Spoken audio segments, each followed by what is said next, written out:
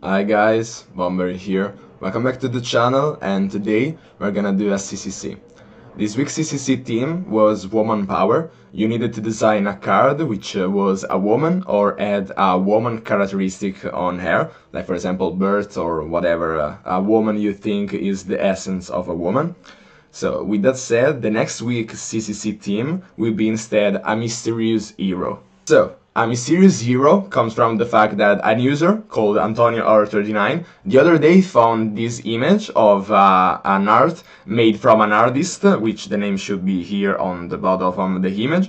And I actually think that he was asking for a job at War of Omens, and he actually sent this image to actually show off his ability at drawing. I didn't follow the full story, but that should be the case. So obviously it is a Daramek hero, so the challenge for you guys is to make this hero a card. So design his name, the image is this one, and you need also to design his hero power and his hero card. So that's the challenge for this week. And with that said, let's just jump into the reviews of this week. So, at the 7th position, we have Nonna from Paladin. It's a Vespitole card from Prosperity. It costs 3 golds and reads on turn, +2 food, attack your side. And also on play, draw a card like all Vespitole cards. It also has a flavor text, which reads, "Kids this day, they are just skin and bones, but they are full of mischief." So, I gave this card 2 points out of 5 in design and 1 point out of 5 in balance, for a final rating of 5 out of 15.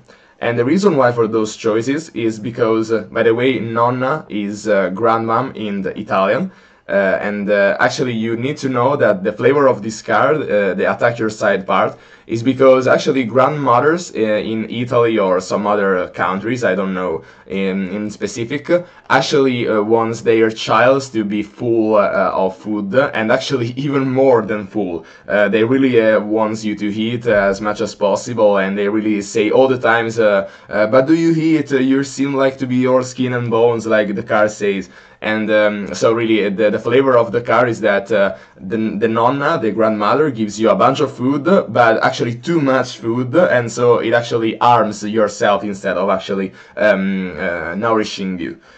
So that's for the flavor, but for the design actually it's pretty uninteresting, and also it's really similar to Winter. So for example, to even more make this flavor of the card that actually is a lot and a lot of food, I will probably increase a bit the food quantity it gives.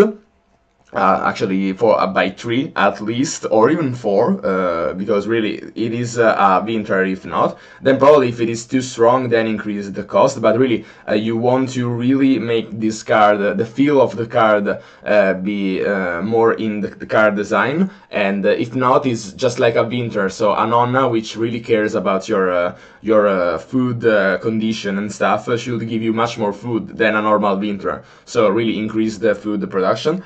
And also it affects the balance point, because really this card is much worse than a Winter, because it's true that it costs 1 less, but you can't have the nice addition of fee to go to produce a food, which is really strong in combo with Merchant Guild, so this card would not have that advantage. And also the Winter doesn't attack your side, which most of the times is not that big of a deal, but actually I think that the Nonna could kill herself, but even if it's not the case, really attacking your side is just an harmful effect, which makes her even worse than a Winter. The real point here is that she doesn't have the good utility effect of 2 gold for 1 food, and so that's it for the balance and also for the design. Then, at the 6th place, we have Supper from Rot Elemental. It's an underling from the Medris faction.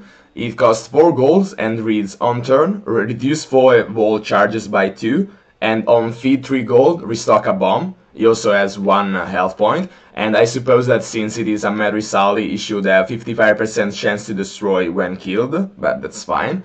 So, I gave this card 3 points out of 5 in design and 1 point out of 5 in balance, for a final rating of 7 out of 15. And the reason why for those choices is because really the first line of text is a bit too specific. Imagine if you're going against, and by the way, the walls are, for example, the rampart and the palisade from Vespitole, and also misdirection and frame from Medris. I suppose it should also be the shepherd cancelling attacks. And probably nothing on the Ndazu. Oh, really, the Ndazu has the wording seal called the Alding Review, so it has a bunch of stuff. But really, it is too specific because those cards are not really that much run into the meta, and even if they were, really, it's too specific of an effect. But I could see that this is probably an addition to the actual purpose of the card, which is feed 3 gold and restock a bomb. And in that regard, for that purpose, I only gave 3 points out of 5, and not less, but not more than that, because it is actually pretty similar to Apothecary, which is already in the game, and that's not too much a big of a deal, but really is the fact that Apothecary, on top of giving you poisons, in that case, it also has a somewhat good on-turn effect, while this one would only be used most of the times for his on-feed gold effect. And talking about that, that's where the balance comes really down, because you have already to pay 4 gold for an ally which could be killed pretty easily. And by the way, also this card is a woman, and so that's why it fits on the woman power CCC, and also it has a bit of design behind it, because actually the Medris ally male card are the ones which attacks and stuff. Instead, the Supper, which is a female, actually breaks the wall and stuff to actually make a road to the real attackers. And so this support ability of a female is what really makes the female part shine. And so with that said, returning to the balance, it is too slow, both on the cost, which comparing it to Apothecary, which is the best fit for the comparison, should be at least 2 gold, because really Medris doesn't have really good ways to go crazy high on economy, like for example Vespitole. It could go high with Ransackers and the seeds and stuff, but really not that much as Vespitole, nothing like Infinity, for example, which Vespitole definitely could. And also this one, the on-feed gold part, is really weak, because for example, if you restock a satchel bomb with this effect, you actually paid it 7 gold, because that's 4 from the satchel bomb itself and 3 from the restock. And it's true that the restock has more value, since really you can restock whatever you want, and also you should not compare it too much to Apothecary, which restocks poisons, because poisons are much slower than bombs, which are they take a bit of delay, but then they are immediate damage instead of on turn and slowly chipping your opponent down. So really, but I do feel like 3 is a bit too much, so definitely making it 2 gold would be much better and much more balanced. Probably still too weak, even at 2 gold. At 1 gold it may be a bit too strong, but even not quite yet. So really, but what is certain is that at 4 gold is too much, the cost, so I will make it 2, and the on-feed gold will be at least, should be at least 2, but even 1 could be fine, and probably not even too strong at 1 gold. Then, at the 5th place, we have Oracle of Birth from No Waifu No Regrets. It's a slave card from the Daramek faction. It costs 7 gold and reads on turn, +1 charge. On 3 charges, create a temporary copy of an ally in your hand, board or bank. It has dual points and also has a flavor text, which reads, the more we are, the more threatening we get. Give birth and flood the world with lambs. In the fields, on the charred heirs much grow. And it's from an unknown. So I gave this card 4 points out of 5 in design, and 0 points out of 5 in balance, for a final rating of 8 out of 15. And the reason why for those choices is because really I really like the design. I think it's a very cool concept. actually to be able to create temporary copies of stuff, I could see this effect, this type of effect work, for example, with Auroch, the Colossal Auroch as a target, and then actually Fertility offering the copy to actually gain a permanent copy of it. It's true that you will sacrifice the temporary copy, but you cheated it out, and so getting a permanent copy out of it will be pretty much good, and so I like these design capabilities. But it's not 5 out of 5 because I will remove the bank aspect of the effect, so only on hand or board and not bank, because the bank, if you copy it from the bank, means that you can even not buy the ally that you are copying. So you could just run a bunch of Colossal Aurochs in your bank, not even buying them whatsoever, and you will still be able to copy them. And that's a bit too cheaty, and this type of effects, while you don't pay the cost of the card, are a bit troublesome in any card games, really. So I would really remove it just from a design perspective. I think it is still fine, but from a design perspective, it will probably hinder the design of other cards in the future, and really it could be too strong. So for that reason, only from a design perspective, I will remove the bank. Then for balance, I do feel like the effect is really true, but what is the requirements for this effect is really too slow. You are just you need to make the Oracle of Birth survive for 3 turns, and then you get a temporary copy of it, which you then need to combo it even more with fertility offerings, like I said before, and stuff. And it only works with some huge allies, like for example the Colossal Aurochs. But since it can copy from hand and board, you just need to run the Colossal Auroch to get the full benefit. Because just imagine having a bunch of gold panners with the Oracle of Birth, and then the Oracle of Birth, after 3 turns, gives you one more temporary copy of a gold panner. It is really underwhelming, and so you really want to just copy big allies, so Colossal Aurochs, for example. And also, another problem in balance and a bit in design also, is that the Oracle of Birth can copy itself. So I would just also say, create a temporary copy of an ally, another ally in your hand or board. Or actually create a temporary copy of an ally in your hand or board except Oracle of Birth. And that's mainly because if it is the case, it is another time really too weak, because you then need to protect 2 Oracle of Births and take another 3 turns. It's true that you are doubling the effect, but really it's just too slow, and so the balance is really underwhelming, and so 0 out of 5. Then at the 4th place we actually have a tie. And the first one of them is Baroness, another time from No Waifu No Regrets. It's a power card from the Vespitole faction. It costs 12 gold and reads, when you play an ally, summon a Flatterer, and also draw a card on play, like all Vespitole cards. It has 1 health point. The Flatterer is a token from Vespitole, and it reads on turn +1 school, and destroy on this card, and it also has 1 health point. This card also has a flavor text, which is, so you love me? Oh, how cute, from Baroness Julia, which is definitely a pretty interesting flavor text, really nice and simple. So, I gave this card 3 points out of 5 in design, and 3 points out of 5 in balance, for a final rating of 9 out of 15. And the reason why for those choices is because on design, really, why when you play an ally summon a Flatterer? I think that the Flatterer should be more around the Baroness itself and not other allies being played. Really, it doesn't make too much sense in my opinion. So it will be much more flavorful and even much cooler if it actually was on turn summon X Flatterer. Like for example, I think 2 or actually 3 will be better. And also on feed summon a Flatterer. That will be really nice, so you get this on turn effect, which is somewhat strong, like for example summon 3 Flatterers. I really do feel like these highly costed cards should have a really crazy and good effect. But also the on feed summon a Flatterer is actually pretty good.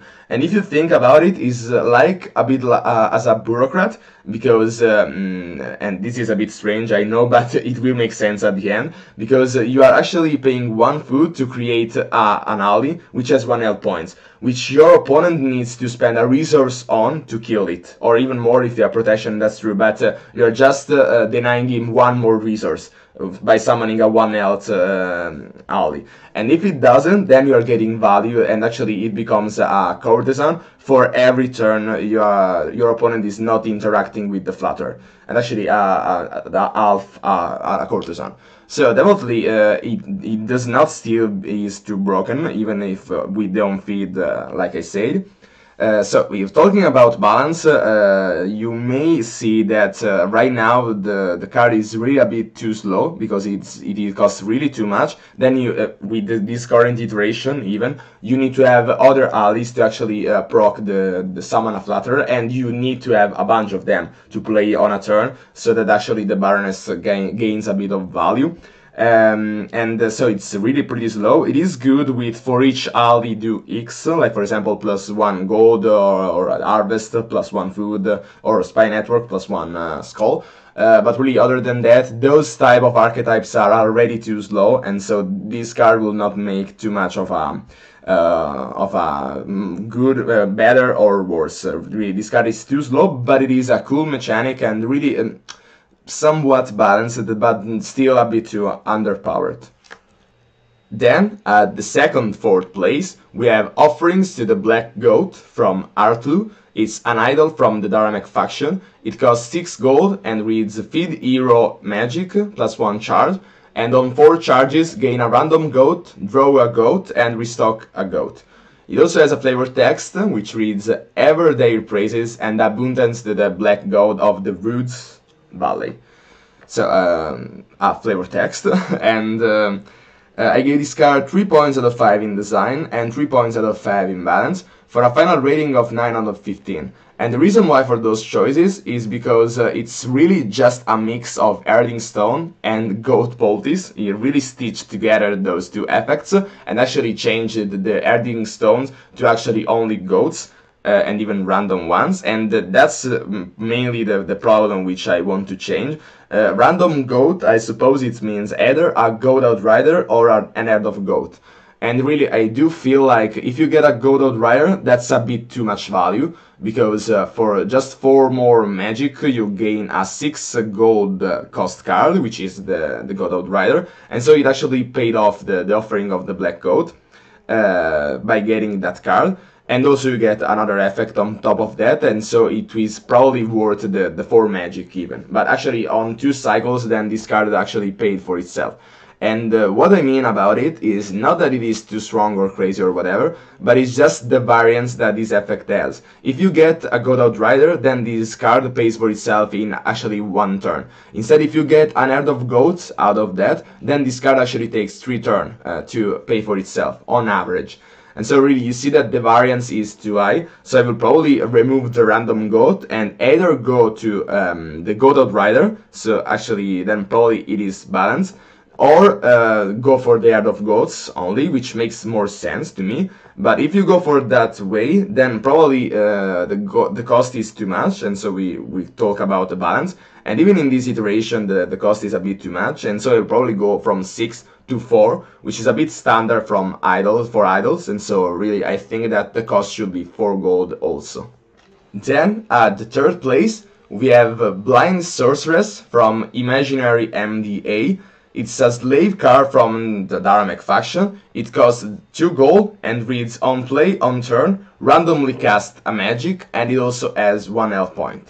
So, I gave this card 4 points out of 5 in design and 2 points out of 5 in balance for a final rating of 10 out of 15.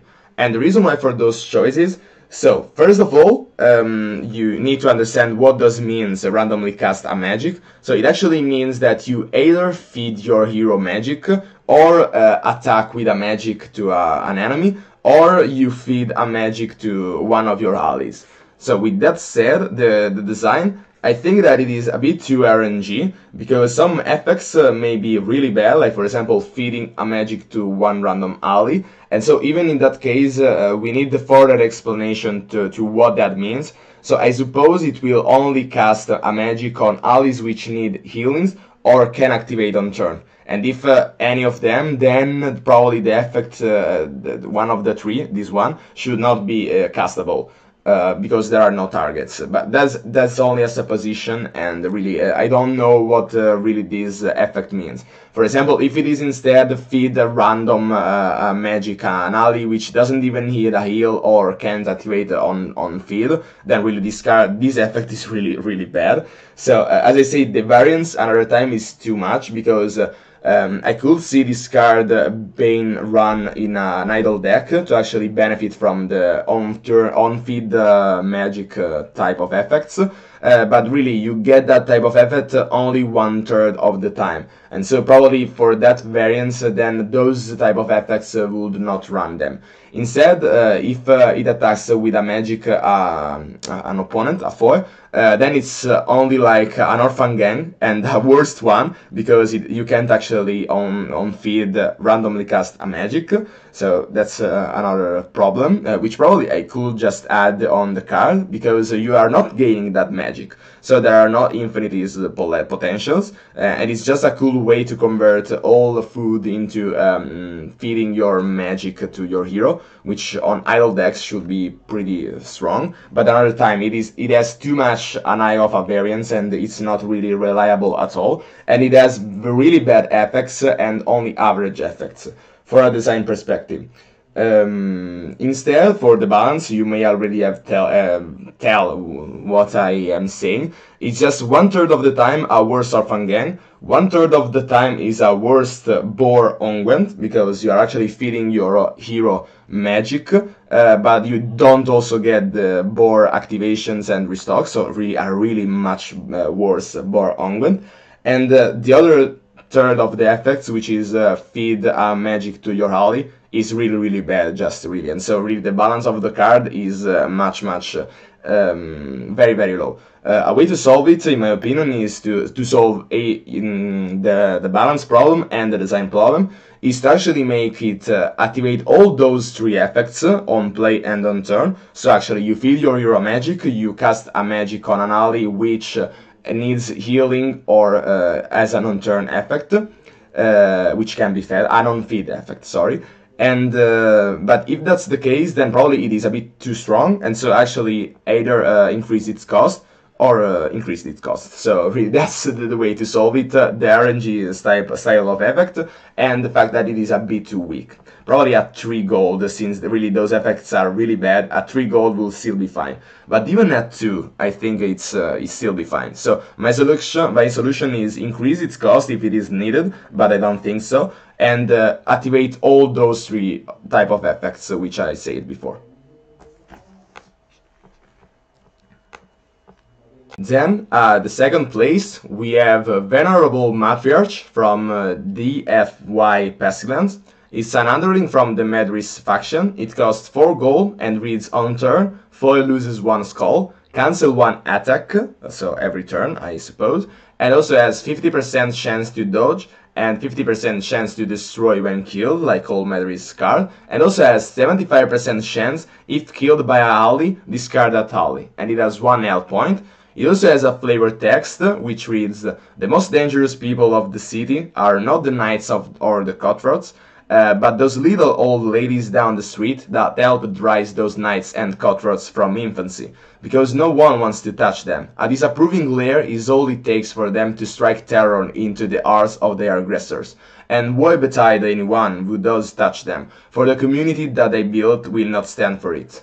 And it is from Baldorian. So definitely a really nice description of the card, which, as said, is the one which really raised all the allies probably on the War of Omens word. So really a really nice descriptive flavor text. I really liked it. So, returning to the card, I gave this card 4 points out of 5 in design and 3 points out of 5 in balance, for a final rating of 11 out of 15. And the reason why for those choices is because really I like the concept of it, but it has a bit too much RNG on it. So already the Maris has this built-in RNG factor, which is still fine because it defines the class and whatever, because actually all Maris cards should be destroyed when killed, but actually the allies are a bit more reliable, resilient, I could say. and so that's fine. But really, the 50% chance to dodge and also the 75% chance to, if killed by an ally, discard that ally is a bit too unreliable. Really, I think it is a bit too much RNG. I'm very famous to not liking RNG, but really, I do feel like this type of RNG will be too much even for RNG lovers. So with that said, I could see the dodge part of it being once per turn dodge. So it is actually like cancelling 2 attacks, but not really, because the cancel 1 attack also shields other allies. Instead, the dodge in particular is only for this card. So if you actually target this card after it has cancelled the attack, then it will dodge. So it's only 1 protection more for only just her and not other allies. And also the 75% chance, because then I will rate the balance, and I do feel like the balance is a bit too much low on this one. So it could easily go up to 100% chance, because really this type of effect is not that big of a deal, and so really it is still not too powerful, even if that effect would see a 25% chance increase more. So really it could just easily go to 100% chance of activation to solve the design problem. Instead, for the balance, I will compare this card to the Bodyguard, which is so much better at defending, because with 3 gold, so 1 less gold, you are actually gaining 4 cancelling attacks. And it is true that it's not really that way, because the cancel attacks is just like a 1 health interceptors which heal itself. Because every turn you are gaining the cancel 1 attack. Instead, the Bodyguard, you have to actually heal it to gain 1 more intercept per turn. If it is Earth in the first place. Sorry, they are a bit different, but still the Bodyguard is so much better at defending. So if the defensive part is on the Bodyguard side, then we should value the other part of the card, which is foil loses one skull, and if killed by an ally, discard that ally. And so definitely still it's not that strong, because really if your opponent is not running a skull-based deck and doesn't randomly generate it or whatever, then this part of the effect is really a bit too weak. It actually counters some meta decks, for example the suffer option, and that's it, I think. But still, even if it is run only for that purpose, it's a bit too weak still. And also the if killed by an ally, discard that ally is not that big of a deal. I could see it discard a big ally, but really I don't think it is too much of a big of a deal, and so for that reason I gave this card 3 points out of 5 in balance. And then at the first place we have Tsukuba from Antonio Earth 39, another time a winner from this CCC. It's a Glacier card from Endazu. It costs 4 golds and has 1 health point. It also has 1 out of 3 charges to start, and it reads feed 3 health points to gain 1 charge and control weakest. Then on turn loses 1 charge and you get +2 magic, and when killed for each charge heal 4. It also has a flavor text which reads, when she approached him in the room, he felt not a sense of doom. He was dazzled by her charm, blissfully unaware of the harm. It all began with a quick glance, swiftly turned in a sweet dance, and by the break of the dawn, from his body his soul was gone. From Madame Aline. And definitely I'm really amazed by this flavor text. It's really perfect in my opinion. It's just so beautiful. The assonance in the end, really perfect to just like enclose the beauty of this flavor text. So, but with that said, I gave this card 5 points out of 5 in design and 4 points out of 5 in balance, for a final rating of 14 out of 15.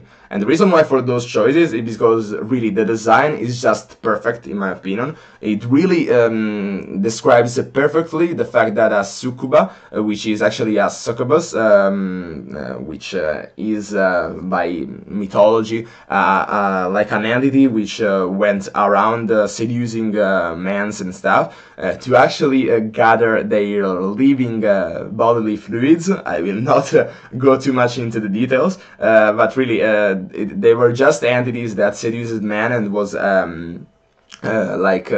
compared to the devil and demons and stuff side. So really it makes so much sense to her being a Goetia card, which are actually demons and stuff. So really it is just perfect on design in my opinion. Even the effect just really describes perfectly the control weakest, which is the seduce, and then also the +2 magic, which is like her being affiliated with the demons and stuff and being magical being. So definitely really perfect in my opinion. Then for the balance instead, I have a bit of a problem here, which is that when you buy the Tsukuba, you can activate her 2 times in a row, because it is actually maxed out at 3, so you can activate her 2 times by feeding her 3 health points, and control 2 times weakest, and that's a big deal, because in comparison to Seduce, I really like much more the control weakest effect.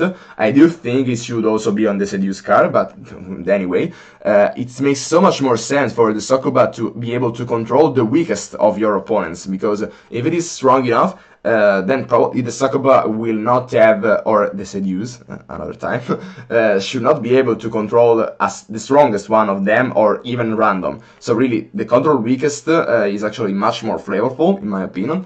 So, with that said, the control weakest is much more balanced than random or strongest, obviously, because if it is weakest, then your opponent could work around this type of effect by, for example, playing 2 weak allies and then the strong one, and it will be sure for the Tsukuba to not steal the strongest one. So definitely this is much more balanced, but still I feel like being able to control 2 allies when it's both makes it too strong in the start for your opponent to start building a board. And so if you're facing an ally based deck, then Tsukuba is a bit too toxic in my opinion.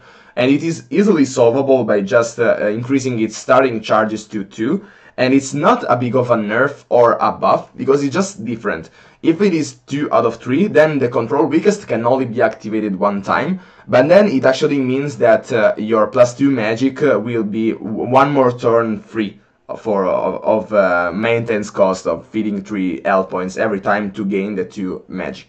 Also, a bit of the design and balance as well, but it's not that big of a deal, and so I did not detract any point from this one. Is the last effect is really a small one. It is probably not much noticeable in the first place, and so really I will just get rid of it, because the card is not too strong if it is not here, and from a design aspect it's just feels a bit unneeded. The card is really good by the first 2 lines of text already, and this one is just a stretch, in my opinion. Is a bit too much, makes the card just more complex, while the simplicity of these first effects, probably the first one is just really beautiful, but then I see the on-turn type of effect, which is a must on the gameplay side. Really, the design aspect is from this effect, then the balance comes also from this one, and really the third line is just a bit unneeded and just makes the card more complex, not more interesting, not more balanced. So really,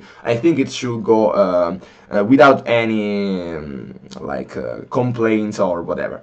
And so that's for the Tsukuba, which I really like. I love this card design. So, that's it for this video. Remember to leave down below in the description, I will leave the link to the Discord server where you can leave your submission for the CCC of the next week. I remember you, it's the Mysterious Hero. So with that said, that's it for this video. Hope you liked it and find it useful. Be sure to leave down below a comment to let me know what you want to see in the next videos. And as always, see ya!